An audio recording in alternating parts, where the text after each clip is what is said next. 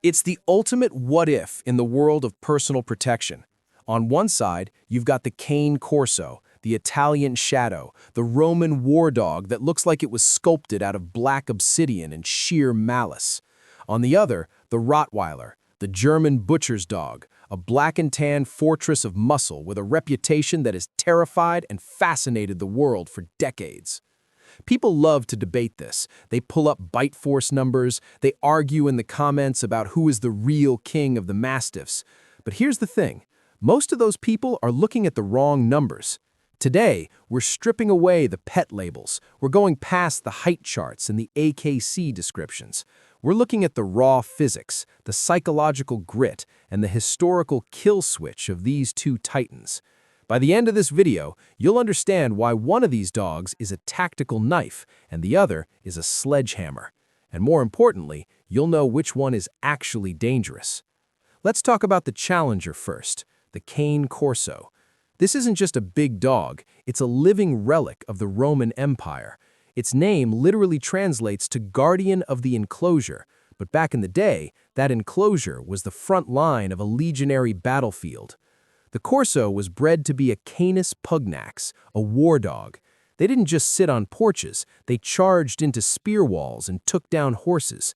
When you look at a Corso today, you're seeing that same anaerobic fighter build. They are leaner than your average Mastiff, they are fast, they are agile. And then there's the headline number everyone screams about, the Cane Corso bite force. 700 psi. Let that sink in. That's more than a lion. That's double the bite force of a German shepherd. But here's the reality check. A high PSI doesn't mean a dog is dangerous in the way you think. It just means that when they decide to finish a fight, bones snap. The Corso is a first strike specialist. They are built for the Blitz.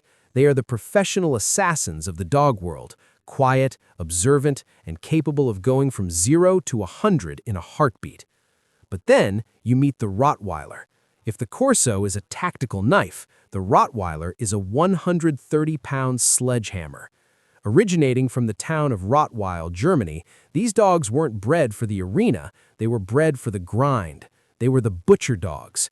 They herded massive cattle and pulled carts of meat through bandit-infested forests.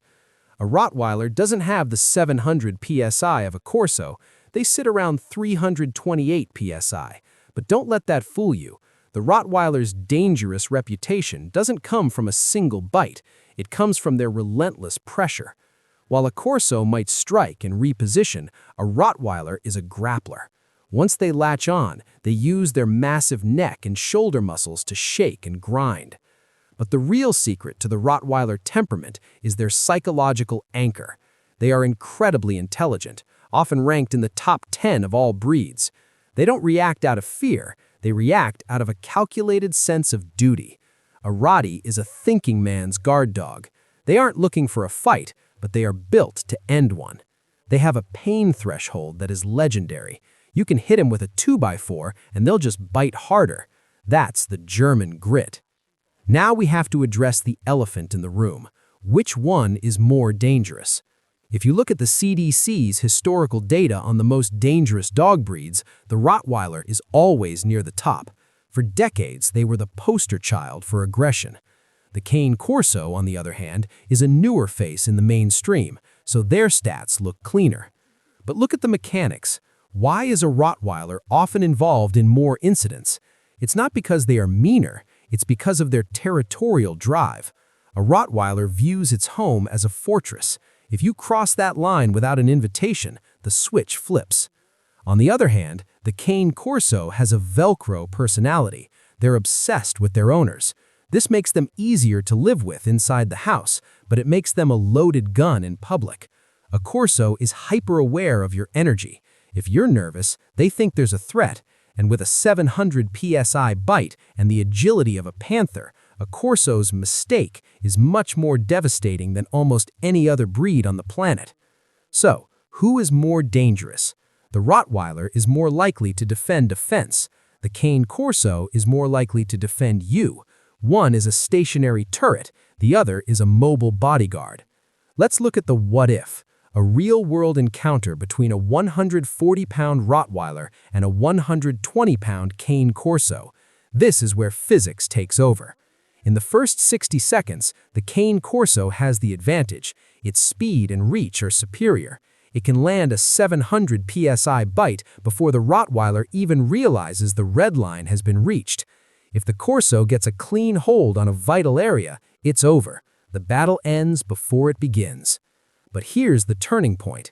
If the Rottweiler survives that first blitz, if it gets its head in and turns the fight into a wrestling match, the Corso is in trouble. The Rottweiler is denser. It has a lower center of gravity. It is a grinder. While the Corso is an anaerobic fighter, meaning they burn energy in fast, explosive bursts, the Rottweiler is built for the long haul. If a Rottweiler realizes it's losing, it just gets more determined. It has that German bulldog DNA that says, "I will die before I let go." The Corso is highly intelligent, and sometimes that intelligence works against them in a brutal fight. They might realize they are hurt and seek to disengage. The Rottweiler, it doesn't have a quit button. So, what's the verdict? If you want a dog that is an absolute fortress of loyalty, a dog that is predictable, rock solid, and has the grit to outlast any threat, you take the Rottweiler. They are the gold standard for a reason. But if you want the final boss of protection, a dog with the speed of a predator and a bite force that defies physics, the Cane Corso is the king. They are the Ferraris of the dog world. High performance, high maintenance, and potentially lethal if handled by an amateur. The danger isn't in the dog, it's in the gap between the dog's power and the owner's ability to control it. You don't buy a Cane Corso if you've never owned a dog before. That's how you end up on the news. I want to hear from the owners now. I know we've got the Rotti fans in the building who think the German grit would crush a Corso in 30 seconds. And I know the Corso owners are ready to talk about that 700 psi bite. Drop a comment below right now. Who do you think is the more dangerous guardian? Is it the sledgehammer, Rottweiler, or the tactical knife, Cane Corso? Give me your stories. Have you seen these dogs in action? I read every single comment and I love the debate. If you enjoyed this deep dive, do me a favor. Smash that like button. We're going deeper into the world's most powerful breeds next week. Until then, respect the power and stay safe. Your comments value a lot at this channel. Hit the subscribe button if you want more videos like this. And press the bell icon to get update about any upload on this channel.